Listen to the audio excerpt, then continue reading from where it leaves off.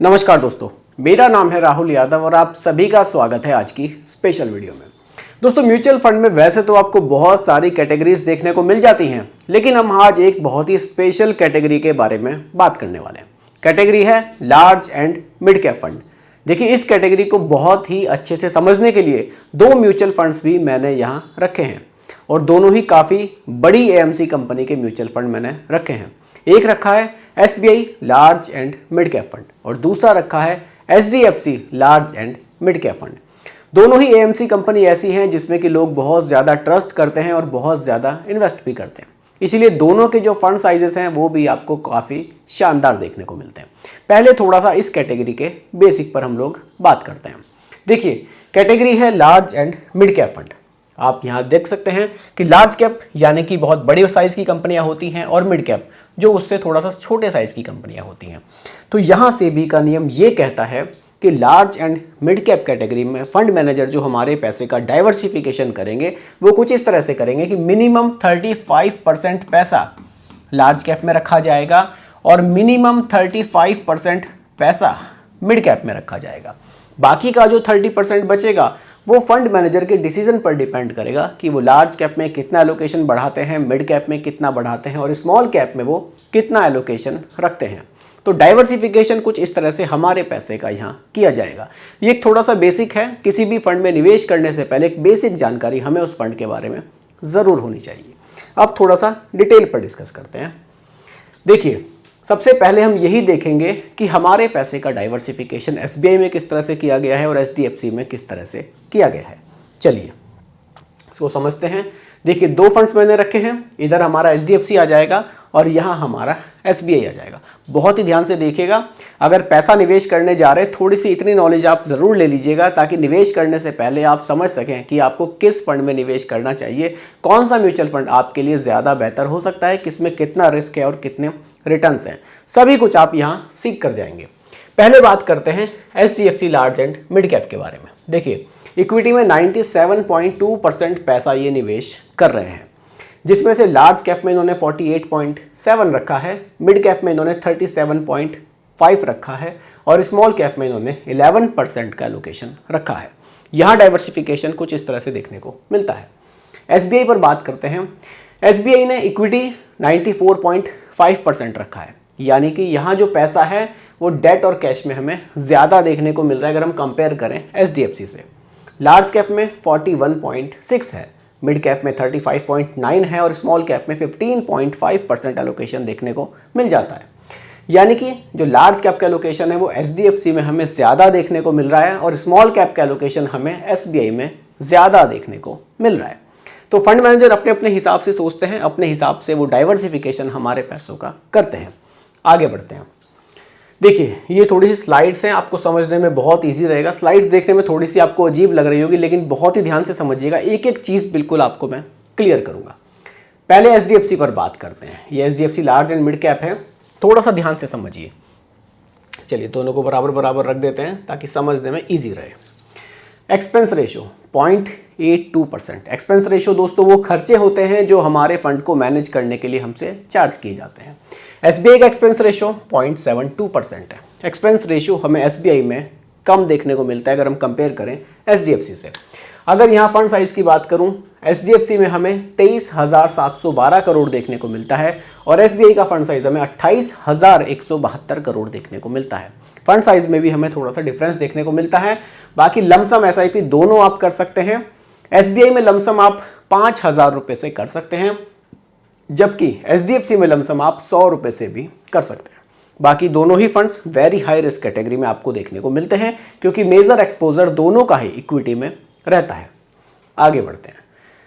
थोड़ा सा यहाँ बात करते हैं कि किन सेक्टर्स पर ये फंड फोकस कर रहे हैं। पहले HDFC की बात करें तो फाइनेंस का अच्छा खासा एक्सपोजर हमें देखने को मिलेगा 32%, SBI में 23.5% देखने को मिल रहा है।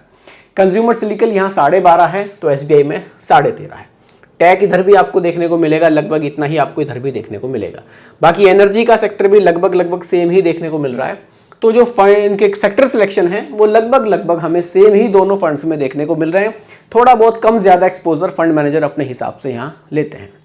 थोड़ा और आगे बढ़ते हैं, रिटर्न्स को देखते हैं। देखिए, लास्ट के 1 मंथ के रिटर्न 3.9% एचडीएफसी के देखने को मिलते हैं और एसबीआई में भी हमें लगभग वही 3.8% देखने को मिल रहे हैं। थोड़ा लॉन्ग टाइम में अगर आप देखें 5 ईयर में यहाँ 27.5 है, तो एसबीआई में हमें 25.1 देखने को मिल रहे हैं। ये कुछ रिटर्न्स हमें यहाँ से देखने को मिल जाते हैं। चलिए आगे बढ़ते हैं, चलिए आगे आ जाते हैं अगली स्लाइड पर। चलिए दोनों की होल्डिंग्स को भी कंपेयर कर लेते हैं, देखते हैं कि किस म्यूचुअल फंड ने किन स्टॉक्स में ज़्यादा पैसा निवेश किया हुआ है। अगर बात एचडीएफसी की करूं पहले, तो एचडीएफसी बैंक हुआ, आईसीआईसीआई बैंक हुआ, इंडसइंड बैंक हुआ, इन्फोसिस हुआ, एक्सिस बैंक हुआ। ज़्यादा पैसा बैंक्स में ही आपको देखने को मिल रहा है कि बैंक्स में ज़्यादा पैसा निवेश है। अगर बात करूं एसबीआई की, एचडीएफसी बैंक में, रिलायंस इंडस्ट्रीज़ में, आईसीआईसीआई बैंक में, HDFC asset management company limited में और मुथूट फाइनेंस लिमिटेड में, इन कंपनियों में एसबीआई ने अपनी होल्डिंग्स जमाई हुई है। आगे बढ़ते हैं, रिटर्न्स देखते हैं दोस्तों। देखिए लास्ट के 1 ईयर में 41.5% रिटर्न्स एचडीएफसी ने जनरेट किए हैं। अगर कंपेयर करें एसबीआई से तो बहुत कम है, 33.2% है। लास्ट के 3 ईयर में 25.63 है एचडीएफसी के, एसबीआई के 21.35 है। यहाँ भी एसबीआई के रिटर्न्स कम है। 5 ईयर में एचडीएफसी ने लगभग 27.5% के रिटर्न्स जनरेट किए हैं, एसबीआई ने 25.1% के रिटर्न्स जनरेट किए हैं। एसबीआई यहाँ भी हमें थोड़ा सा कम दिखाई दे रहा है। लेकिन अगर हम बात करें सिंस इंसेप्शन रिटर्न्स की, सिंस इंसेप्शन रिटर्न्स का मतलब है दोनों ही फंड्स 1 जनवरी 2013 से परफॉर्म कर रहे हैं। यानी कि 1 जनवरी 2013 से अगर अभी तक की परफॉर्मेंस हम कंपेयर करें तो यहाँ एसबीआई के रिटर्न्स हमें ज़्यादा देखने को मिल रहे हैं। कितने ज़्यादा देखने को मिल रहे हैं? लगभग 3% के रिटर्न्स एसबीआई ने ज़्यादा बनाए हैं अगर हम कंपेयर करें एचडीएफसी से। अब ऐसा क्यों हुआ? देखिए, हो सकता है कि एचडीएफसी ने कुछ ऐसे स्टॉक्स में निवेश किया हो जिनकी परफॉर्मेंस अभी बहुत अच्छी चल रही हो, इसीलिए यहाँ पर हमें रिटर्न्स ज़्यादा देखने को मिले। अगर आप और डिटेल में जाएंगे तो एचडीएफसी ने जो इन्वेस्टमेंट किया हुआ है वो बहुत ज़्यादा स्टॉक्स में किया हुआ है अगर हम कंपेयर करें एसबीआई से। एसबीआई का इन्वेस्टमेंट कम स्टॉक्स में है। एसबीआई अपनी होल्डिंग्स पर लंबे समय तक ट्रस्ट करते हैं, लंबे समय तक वो होल्डिंग्स को बनाए रखते हैं, बहुत ज़्यादा चेंजेस नहीं करते हैं। इसलिए लॉन्ग टर्म में हमें जो रिटर्न्स देखने को मिले हैं वो एसबीआई के ज़्यादा बेहतर देखने को मिले हैं। लेकिन ज़रूरी नहीं है कि आगे भी एसबीआई के रिटर्न्स ही हमें लॉन्ग टर्म में ज़्यादा मिले। हो सकता है कि जिस तरह से एचडीएफसी के रिटर्न्स तेज़ी से बढ़ रहे हैं, आगे लॉन्ग टर्म में हमें एचडीएफसी ही आगे देखने को मिले। तो दोनों के रिटर्न्स अगर आप देखें तो लॉन्ग टर्म में कोई दिक्कत नहीं है, दोनों फंड्स की परफॉर्मेंस काफ़ी शानदार हमें देखने को मिल रही है। अब हम एक एग्जांपल से कंपेयर करके देख सकते हैं। यहाँ हम लोग लमसम कैलकुलेटर का यूज़ कर सकते हैं और देख सकते हैं कि अगर हमने दोनों ही फंड्स में 2013 में अगर 10 साल पहले 1 लाख रुपए का निवेश किया होता तो कितना पैसा जनरेट यहाँ से हो सकता था। चलिए लमसम कैलकुलेटर पर चलते हैं। देखिए 1 लाख रुपए का निवेश, यहाँ हम डाल देते हैं 11 साल, और रिटर्न्स हमें जो एचडीएफसी में देखने को मिले हैं वो मिले हैं लगभग 15% के। तो 15% के रिटर्न्स पर 1 लाख रुपए की वैल्यू बढ़कर हो जाएगी 4,65,000 रुपए। वहीं अगर हम यहाँ कंपेयर करें एसबीआई से, जहाँ की हमें रिटर्न्स मिले हैं 18% के, तो 18% में 1 लाख रुपए की जो वैल्यू है वो बढ़कर हो रही है लगभग 6,18,000 रुपए। तो ये डिफरेंस आपको 3% के रिटर्न्स में देखने को मिलता है। तो दोस्तों ये 2 म्यूचुअल फंड्स थे large and mid cap category के, जिनके बारे में हमने आज की वीडियो में समझा डिटेल में। आप लोग भी कमेंट करके बताइएगा कि आपने किस म्यूचुअल फंड में निवेश किया हुआ है, और अगर नहीं किया हुआ है, आप लोग निवेश करना चाहते हैं तो भी आप मुझे कमेंट कर सकते हैं। किसी तरह का कोई कन्फ्यूजन किसी फंड को लेकर हो, उस फंड का रिव्यू मैं यहाँ अपने चैनल पर ज़रूर करूँगा। बाकी दोस्तों वीडियो पसंद आई हो लाइक शेयर ज़रूर कीजिएगा। और दोस्तों ये कोई रिकमेंडेशन नहीं है, केवल एजुकेशनल पर्पस वीडियो आप लोगों के लिए बनाई गई है। बाकी दोस्तों अगर आप मेरे चैनल पर नए हैं, इसको भी सब्सक्राइब आप ज़रूर कीजिएगा। नमस्कार।